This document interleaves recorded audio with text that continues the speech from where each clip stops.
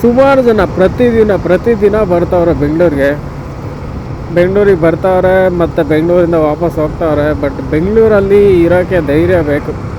ಬಾಡಿಗೆ ಎಲ್ಲ ಕಟ್ಕೊಂಡು ವಾಟ್ರ್ ಬಿಲ್ಲು, ಕರೆಂಟ್ ಬಿಲ್ಲು, ನೀರು ಬಿಲ್ಲು, ಊಟ ತಿಂಡಿ ಎಕ್ಸ್ಪೆನ್ಸು, ಬೀಡಿ ಬೆಂಕಿಪಟ್ಟಣ ಅಂದ್ಕೊಂಡು ಹೋದರೆ ಅದಷ್ಟೊಂದು ಖರ್ಚಾಗಿ ಉಳಿಯೋದೇ ಚಿಲ್ಲರೆ ಕಾಸು ಉಳಿಯುತ್ತೆ ಅಷ್ಟೇ. ಸ್ಯಾಲ್ರಿ ಬಂದ ತಕ್ಷಣ ಕ್ಯಾಲ್ಸಿ ಓಪನ್ ಮಾಡ್ಬೇಕು, ಆ ರೇಂಜಿಗೆ ಪರಿಸ್ಥಿತಿ ಇರುತ್ತೆ. ಸ್ವಂತ ಮನೆ ಇದ್ದರೂ ಅಷ್ಟೇ, ಬಾಡಿಗೆ ಮನೆ ಇದ್ದರೂ ಅಷ್ಟೇ ಕಷ್ಟನೇ. ಬೆಂಗಳೂರಲ್ಲಿ ಬಂದು ಸ್ವಲ್ಪ ದಿನ ಇದ್ದು ದುಡ್ಕೊಂಡು ವಾಪಸ್ ಊರಿಗೆ ತೊಗೊಂಡೋಗ್ತೀನಿ ಅಂತ ಬಂದವರೆಲ್ಲ ಜೀವನ ಸಾಗಿಸ್ಬೋದು ಅಷ್ಟೇ ಬೆಂಗಳೂರಲ್ಲಿ. ಅಂದರೆ ಇವರು ಸಿಸ್ಟಮ್ ಏನು ಈ ಮ್ಯಾಟ್ರಿಕ್ಸು ಅಂತ ಮಾಡಿದ್ದಾರೆ, ಅವರು ಸ್ಯಾಲ್ರಿ ಹೈಕ್ ಮಾಡೋದಾಗಲಿ ಎಲ್ಲ ಅದೊಂದು ರೇಂಜ್ ಇದೆ, ಅವ್ರಿಗೆ ಗೊತ್ತು ಈ ಥರನೇ ಮಾಡಬೇಕು ಅಂತ. ಅಂದರೆ ಅವ್ರು ಕೊಡೋ ಸ್ಯಾಲ್ರಿ ತುಂಬ ಜಾಸ್ತಿನೂ ಇರಬಾರ್ದು, ತುಂಬ ಕಡಿಮೆನೂ ಇರಬಾರ್ದು. ತುಂಬ ಸ್ಯಾಲ್ರಿ ಕಮ್ಮಿ ಕೊಟ್ಟರೆ ಜನ ಬಿಟ್ಬಿಟ್ಟು ಹೋಗ್ತಾರೆ. ಜಾಸ್ತಿ ಸ್ಯಾಲ್ರಿ ಕೊಟ್ಟರೆ ಅವ್ರೇನು ಮಾಡ್ತಾರೆ, ಬೇರೆ ಏನಾದರೂ ಅವ್ರ ಸ್ವಂತ ಬಿಸ್ನೆಸ್ ಮಾಡ್ಕೊತಾರೆ. ಬಟ್ ಅವ್ರ ಟಾರ್ಗೆಟ್ ಏನಿದೆ ಗೊತ್ತಾ, ಅವ್ರ ಟಾರ್ಗೆಟ್ ಇರೋದು ಈ ಥರ, ಕೆಲಸ ಮಾಡ್ತಾ ಇರ್ಬೇಕು, ಇವನು ಬಿಟ್ಟೋಗ್ಲೂಬಾರ್ದು, ಇಲ್ಲೇ ಇರಲೂಬಾರ್ದು. ಹಂಗೆ ಕೆಲಸ ಬಿಟ್ಬಿಟ್ಟು ಬೇರೆ ಏನೋ ಸ್ಟಾರ್ಟ್ ಮಾಡೋಕ್ಕೂ ಆಗಬಾರ್ದು, ಅವ್ನಿಗೆ ಇಲ್ಲಿ ಕೆಲಸ ಮಾಡೋಕ್ಕೂ ಆಗಬಾರ್ದು. ಆ ಥರ ಬಿಟ್ಟೋದ್ರೂ ಕಷ್ಟ, ಇಟ್ಕೊಂಡ್ರೂ ಕಷ್ಟ. ಹಿಂದಂಗೆ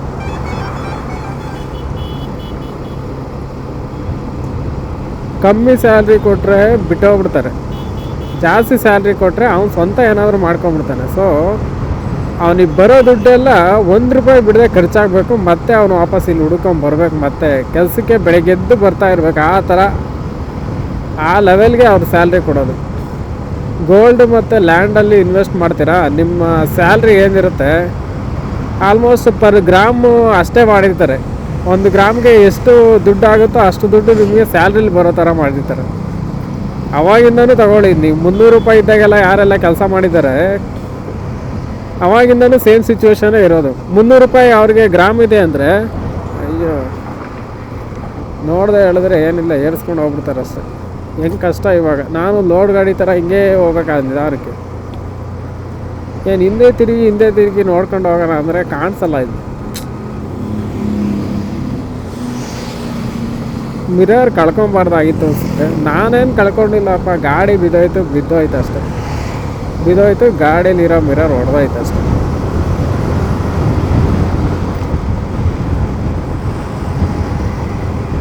ಎಷ್ಟು 65ರಲ್ಲಿ ಹೋಗ್ತಾಯಿದ್ದೀನಿ. ಅಪ್ಲೋಡ್ ಮಾಡೋದಕ್ಕೆ ಸ್ವಲ್ಪ ವೀಡಿಯೋಸ್ ಆಯಿತು, ಏನೊಂದು 8 ನಿಮಿಷದ ವೀಡಿಯೋಸ್ ಹಾಕಿದ್ರೆ ಒಂದು 5-6 ವೀಡಿಯೋಸ್ ಆಗುತ್ತೆ. ಇದನ್ನು ಕ್ಯಾಮ್ರಾನ ಬೈಕಲ್ಲಿ ಚಾರ್ಜ್ ಮಾಡೋದು ಕಷ್ಟ, ಚಾರ್ಜ್ ಮಾಡಬಾರ್ದು ಆ ಥರ. ಅವರು ಹೇಳಿದರು 27 ವ್ಯಾಟ್ ಚಾರ್ಜರ್ ಯೂಸ್ ಮಾಡಿ, ಚೆನ್ನಾಗಿರೋ ಚಾರ್ಜರಲ್ಲಿ ಚಾರ್ಜ್ ಮಾಡಿ ಅಂತ. ಇಲ್ಲ ಅಂದರೆ ಅಫಿಷಿಯಲಾಗಿ ಅವ್ರದ್ದೇ ಒಂದು ಚಾರ್ಜರ್ ಇದೆ, ಅದನ್ನು ತಗೊಂಡು ಹೋದರೆ ನಾವು ಚಿತ್ರ 4,500 ಏನೋ ಹೇಳ್ತಾರೆ ಅದಕ್ಕೆ ರೇಟ್. ಯೂಸ್ ಇಲ್ಲ. ಅಡ್ವೆಂಚರ್ ಕಾಂಬೋ ತಗೊಂಡಿದ್ರೆ ಎಲ್ಲ ಇರೋದು, ಒಂದು ಚಾರ್ಜಿಂಗ್ ಕೇಬಲ್ ಕೊಡೋರು, ಚಾರ್ಜಿಂಗ್ ಹಾಕೋಕ್ಕೆ ಒಂದು ಚಾರ್ಜಿಂಗ್ ಬಾಕ್ಸ್ ಕೊಡೋರು, ಮತ್ತು 3 ಬ್ಯಾಟ್ರಿ ಕೊಡೋರು. ಅದರಲ್ಲಿ ಹೆಂಗೋ ಮ್ಯಾನೇಜ್ ಆಗಿಬಿಡುತ್ತೆ. ಬಟ್ ಇದರಲ್ಲಿ ಮೊಬೈಲಿಂದ ವೀಡಿಯೋಸ್ನ ಕಳಿಸ್ಕೊಳೋಕ್ಕೆ, ಆ್ಯಡ್ ಮಾಡೋಕ್ಕೆ ಅದೊಂದು ಮಾಡೋರು ಅಷ್ಟೆ. ಒಂದು ಕೇಬಲ್ ಕೊಟ್ಟವ್ರೆ, ಆ ಕೇಬಲಲ್ಲಿ ಚಾರ್ಜ್ ಮಾಡೋಕ್ಕಾಗಲ್ಲ.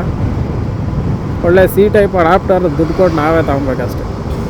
ನಾನಿವಾಗ ಸದ್ಯಕ್ಕೆ ನಂದು ರೆಡ್ಮಿ ನೋಟ್ 9 ಫೋನ್ ಇದೆ, ಅದರಲ್ಲೇ ಚಾರ್ಜ್ ಮಾಡ್ತಾಯಿದ್ದೀನಿ, ಅದೇ ಚಾರ್ಜರಲ್ಲಿ.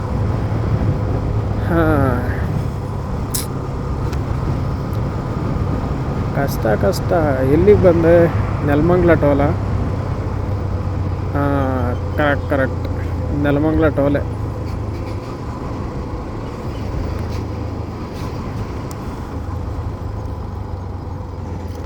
ಇಲ್ಲಿ ಗಾಡಿಗಳು ಹೆವಿ ಇವಾಗ.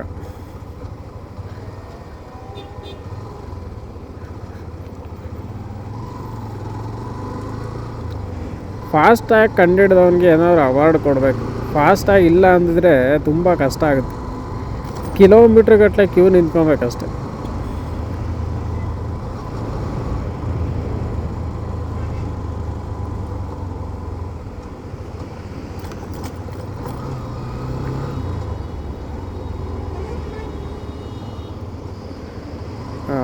ಮತ್ತೆ ಮಿರರ್ ನೋಡೋಂಗೆ ಆಗುತ್ತೆ, ಬಟ್ ಮಿರರ್ ನೋಡಿದ್ರೆ ಮಿರರೇ ಇಲ್ವಲ್ಲ ಇಲ್ಲಿ.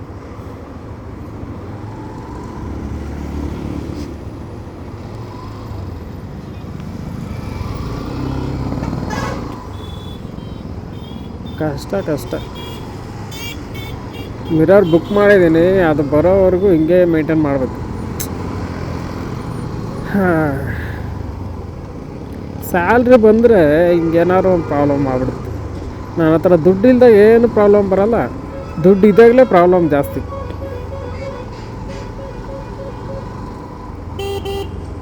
ಆಂಟಿ ಬರಬೇಡಿ.